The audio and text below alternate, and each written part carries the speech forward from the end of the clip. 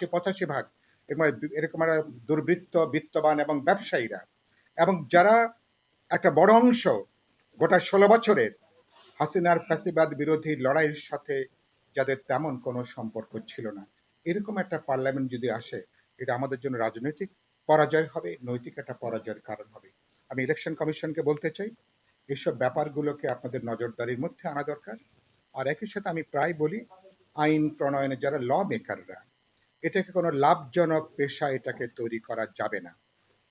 আইন parliament member হওয়া যদি অলাভজনক জায়গাটা থাকে, তাহলে বিদ্যমান কোনোভাবে একটা সিট পাওয়ার জন্য ইঁদুর দৌড় যেভাবে চলছে, ইঁদুর দৌড় কিন্তু অনেকখানি কিন্তু বন্ধ হয়ে যাবে। এবারকার এটা হবে না, কিন্তু ভবিষ্যতে আমি রাষ্ট্র সংস্কারকে বলবো, আমাদের সবার জন্য বলবো, কারণ আমাদের লোকাল ডেভেলপমেন্টের জন্য আমাদের লোকাল বডি আছে, লোকাল গভর্নমেন্ট আছে, কিন্তু পার্লামেন্ট মেম্বারদেরকে যদি এরকম দেন দরবার করতে হয়, মানে গম চালের ব্যবসা করতে হয়, টিনের ব্যবসা করতে হয়, বরাদ্দ নিয়ে যদি ছোটাছুটি করতে হয়, এটা আইন প্রণেতাদের কাজ না। সুতরাং ভবিষ্যতে এটা একটা গুরুত্বপূর্ণ প্রশ্ন হিসেবে থাকবে। আশা করি সেটাকে আমরা বিবেচনার মধ্যে আমরা একটু আনবো। শেষের দিকে আমি একটা ব্যাপারে মনোযোগ আকর্ষণ করতে চাই। একটা হচ্ছে গতকাল উসমান হাদির তার যে ঘাতকদের ব্যাপারে, ঘাতককে ধরার ব্যাপারে আমাদের আপনি জানেন যেটা আমাদের জন্য খুব মর্মান্তিক ঘটনা। আমি নিজেও এখনো পর্যন্ত ঢাকা ৮-এর একজন প্রার্থী, বিপ্লব ওয়ার্কার্স পার্টি বা গণতন্ত্র মঞ্চের দিক থেকে হয়তো আলাপ আলোচনা করে আমরা কোথায় নির্বাচন করব, ৮-এ করব কি ১২-তে করব। আশা করি আগামী কদিনের মধ্যে হয়তো এটা ঠিক হবে। তো আমরা সেদিক থেকে আমি যখন নারায়ণগঞ্জে যাচ্ছি ওদিন, তখনই খবরটা পেলাম তার উপরে হামলা হয়েছে। আমার পরিষ্কার মনে হয়েছে, এবং আমি মঞ্জুর সাথে একমত হব, সময়টাকে এভাবে নির্ধারণ করা হয়েছে তফসিল ঘোষণা ২৪ ঘন্টা পার না হতে আমাদের অফিস থেকে সম্ভবত কয়েকশো গজ মাত্র দূরে হবে ঘটনা যেখানে সংঘটিত। আমি অনুমান করছি, আমি জায়গাটা যেভাবে পরে যেটা জানলাম, এবং তারা যে প্রকাশ্য দিবালোকে এরকম তারা গুলি করে মারার ক্ষমতা রাখে, সে হ্যাডাম তারা রাখে এটার জন্য, এবং সঙ্গে সঙ্গে যে রেড অ্যালার্ট জারি করার ব্যাপার ছিল, এবং তিনি এখন যেটা করেছেন কি, স্বরাষ্ট্র উপদেষ্টা ৫০ লক্ষ টাকা তিনি এই খুনিকে ঘাতককে ধরিয়ে দেওয়ার জন্য পুরস্কার ঘোষণা করেছেন। এটা আমাকে খুব গভীর উদ্বিগ্ন করেছে। তার মানে এটা প্রকারান্তরে এটা সরকারের পরোক্ষ স্বীকৃতি যে ঘাতককে ধরার ক্ষমতা স্বরাষ্ট্র মন্ত্রণালয়ের বা সরকারের নাই, এবং তারা আমাদেরকে তারা দায়িত্ব দিচ্ছেন, ঘাতকদেরকে আপনারা যেখানে পাবেন তাকে আপনারা খোঁজেন, খুঁজে বের করে তাকে আপনারা পুলিশের বা সরকারের হাতে দেন।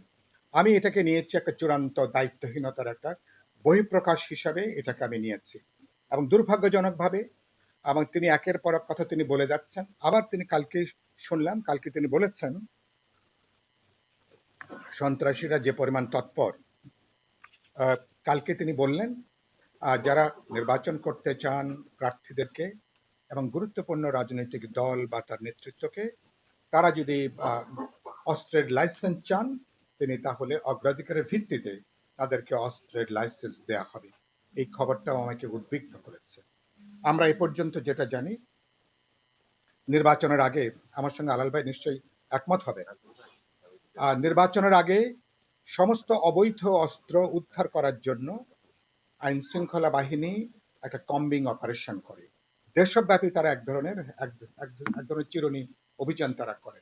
এমনকি আমি নিজে সাক্ষী, গত প্রায় ৫০ বছরের নির্বাচনের আগের যে অভিজ্ঞতা, এমনকি যাদের বৈধ অস্ত্র থাকে সে অস্ত্রগুলোকেও অনেক সময় থানায় জমা দিতে বলা হয়, সব ইলেকশনে সেটা বলা হয়।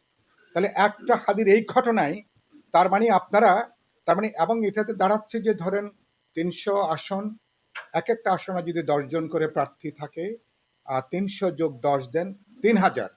আর রাজনৈতিক দলগুলোর তাদের একাধিক নেতারা যদি অস্ত্রের যদি লাইসেন্স চান, তাহলে ১০, ১৫, ২০,০০০ নতুন করে অস্ত্রের লাইসেন্স দেয়া হবে।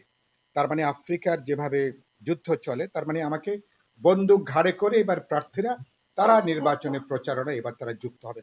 চিন্তা করেন, সব প্রার্থীদের পেছনে গানম্যান রয়েছে, বন্দুক ঘাড়ে আছে, এবং তারা বন্দুক কামান নিয়ে তারা তারা গণসংযোগ করছেন, যোগাযোগ করছেন।